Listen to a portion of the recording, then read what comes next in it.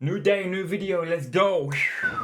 No generation has entered the world with more powerful tools More powerful tools. or greater opportunities than you. We are all standing at the same starting line. This is your moment to help shape what comes next. So run, don't walk. So the thing is, when you want to build something great, Something great. it's not easy to do. And when you're doing something that's not easy to do, you're not always enjoying it. I don't love every day of my job. I don't think every day brings me joy, nor does joy have to be the definition of a good day. And every day I'm not happy. Every year I'm not happy about the company. But I love the company every single second. And so I think that what people misunderstand is somehow the best jobs are the one that brings you happiness all the time. I don't think that that's right. You have to suffer. You have to struggle. You have to endeavor. You have to do those hard things and work through it in order to really appreciate what you've done. And there are... You got to respect what you're building. In other words, respect what you are becoming to then build on yourself, onto whatever you're building in the future. No such thing that are great that was easy to do. And so by definition, I would say, therefore, I wish upon you greatness, which by my way of saying it, I wish upon you plenty of pain and suffering. And so... Thank you. My heart is in the work.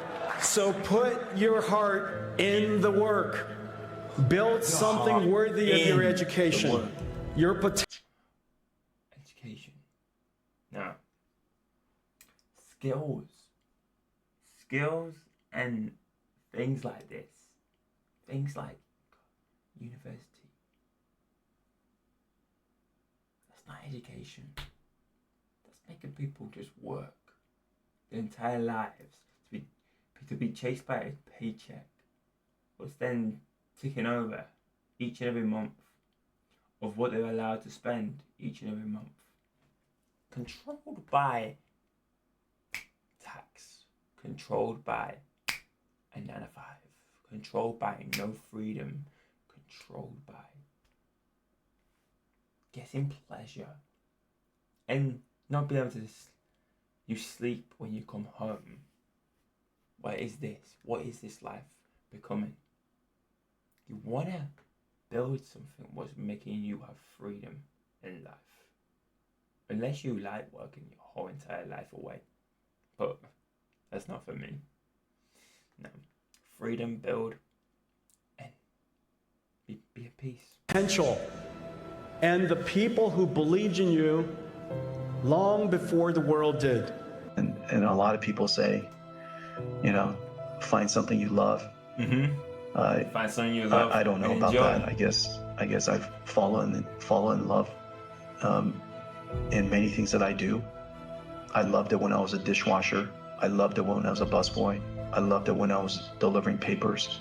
I loved it when I was waiting tables. I've loved every single job that I've ever had. And I loved every single day at NVIDIA that I've ever had.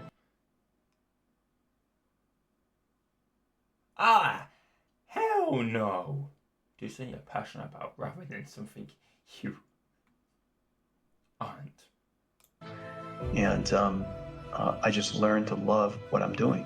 And so I guess it's probably harder to find something that you love, but it's easier to fall in love with what you're doing. Fall in love with the process. And once you fall in love with what you're doing, because you just desperately want to do a good job at it, it's easier to do a hard. Fall in love with the process, because the process will always lead you to bigger heights. And the thought of you achieving what you want in life and making your own life just by building a company, just by building your life. That's how you want. Not how you're being controlled to do or law-abided to do. It's easier to do it well and do it hard. Exactly. For 33 years, NVIDIA had reinvented itself over and over again, each time asking, how hard can it be? And each time learning, it's harder than we thought. But through those experiences, we learn never to see failure as the opposite of. It's only hard if you think it's hard. If you think it's easy, then it'll be easy. He thought it was hard, so he made it hard. Your mindset is everything. Success. He's a billionaire. Each failure. And he's a billionaire. He probably doesn't even know that. That react by knowing that it's hard, and your brain knows it's hard. Then you're like doubt. Failure is just another learning moment. Yes. A humility moment. Learn. A character strengthening moment. The resilience forged through setbacks is what gives you the strength to go again. Yes. When you're building a company and building a product, skill matters. Intellect matters. Training matters. But it's not enough. The part of it that is important to realize about building companies is that it's a challenging and painful and oftentimes extraordinarily scary thing to do. And so unless you have passion, unless you really love the process of building the company and what you're trying to do, it's going to be incredibly challenging. And so what I would leave you with is when you're building a company, if you decide to build a company, you have to ask yourself, what is the purpose that you're... What is the purpose of this?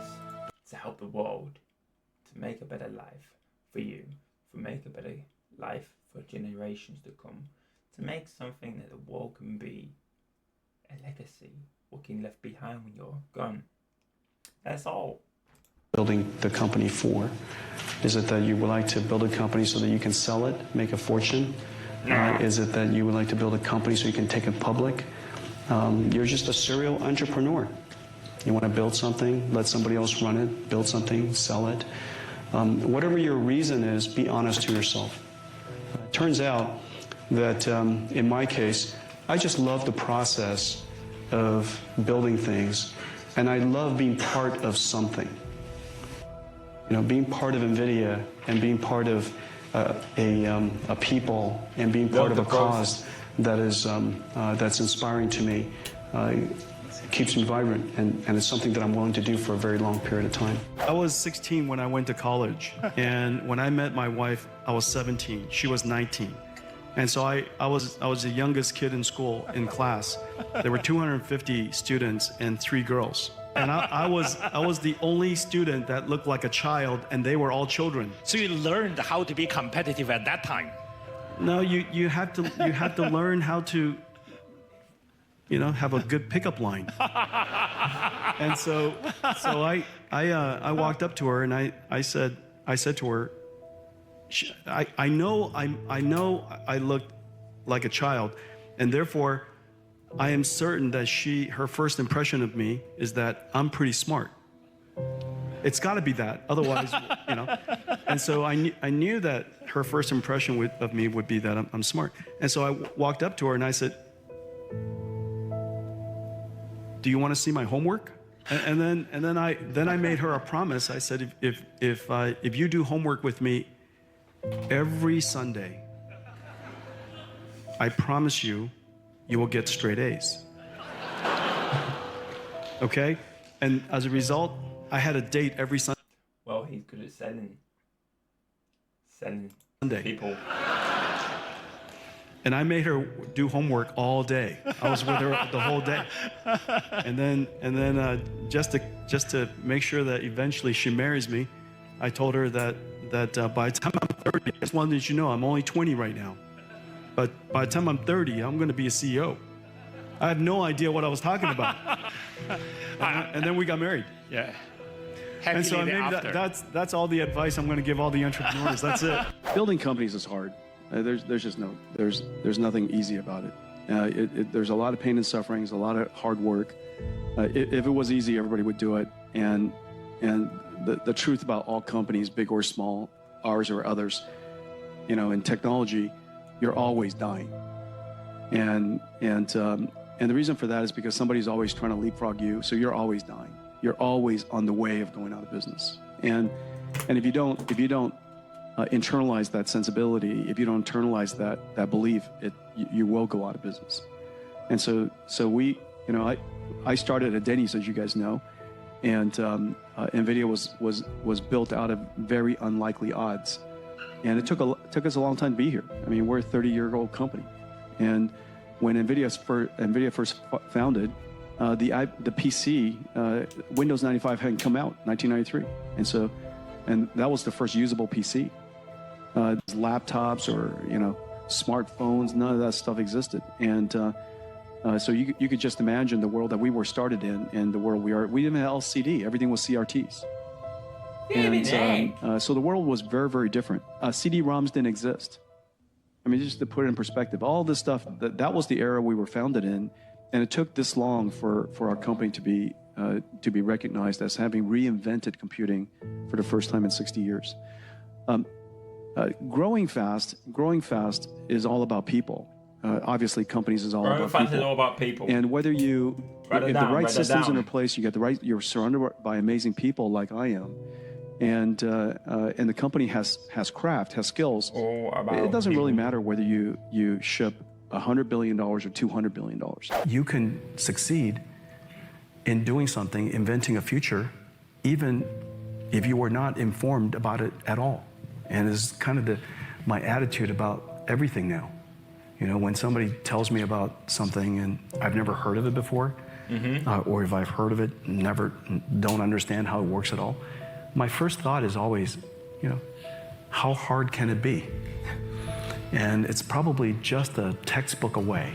You're probably one archive paper away from figuring this out.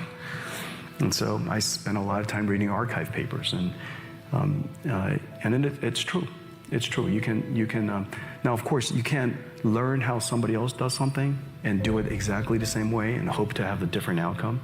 But you could learn how something can be done, and then go back to first principles, and ask yourself, given the conditions today, given my motivation, given the instruments, the tools, given how things have changed, how would I redo this?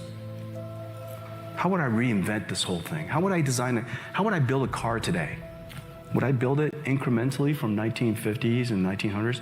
How would I build a computer today? How would I write software today? Does it make sense? And so I go back to first principles all the time, even in the company today, and just reset ourselves. Because the world has changed. And you got to think outside the box. Think outside the box, and the box will come to you.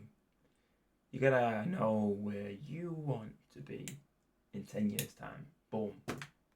Milestone. The way we wrote software in the past was monolithic, and it's designed for supercomputers, but now it's disaggregated. How do you want to speak? How do you want to act? How do you want to present yourself? How do you want to know? What do you want to be known for? What do you want to be? That's the question you got to ask. Just, so on and so forth. And how we think about software today, how we think about computers today, how we think, just always cause your company, always cause yourself to go back to first principles, and it creates lots and lots of opportunities. One of my great advantages is that I have very low expectations, and I mean that. Most of the Stanford graduates have very high expectations. You deserve to have high expectations because you came from a great school. You were very successful. You're at top of your class. Obviously, you were able to pay for tuition. And then you're graduating from one of the finest institutions on the planet. You're surrounded by other kids that are just incredible. You have very low resilience. And unfortunately, I don't know how to teach it to you except for I hope suffering happens to you. And I was fortunate that I grew up with my parents providing a condition for us to be successful on the one hand, but there were plenty of opportunities for setbacks and suffering. And to this day, I use the phrase pain and suffering inside our company with great glee. And thanks for watching. The reason, and I mean that, boy, this is going to cause a lot of pain and suffering. And I mean that in a happy way, because you want to refine the character of your company. You want greatness out of them. And greatness is Okay. not intelligence. Greatness comes from character, and character is informed Character. out of smart people. Character It's formed. formed out of people who suffered. People who have And so- suffered. People who suffered through long battles, long things that failed on, and got up and did it. And they said, it's got to work out. But That's it. And so if I could wish upon you, I don't know how to do it. For all of you Stanford students, I wish upon you ample doses of pain and suffering. 16,000 GPUs is what it took to build GPT-4, which is the largest one that any. I mean, it's not even a very big check. Yeah. Don't be afraid. Yeah. Build your dreams. Well, we started this company called for accelerated computing, and the question is, what's it for? What's the what's the killer thought? app? And that came our first great decision. And this is what Sequoia funded. The first great decision was the first killer app was going to be 3D graphics.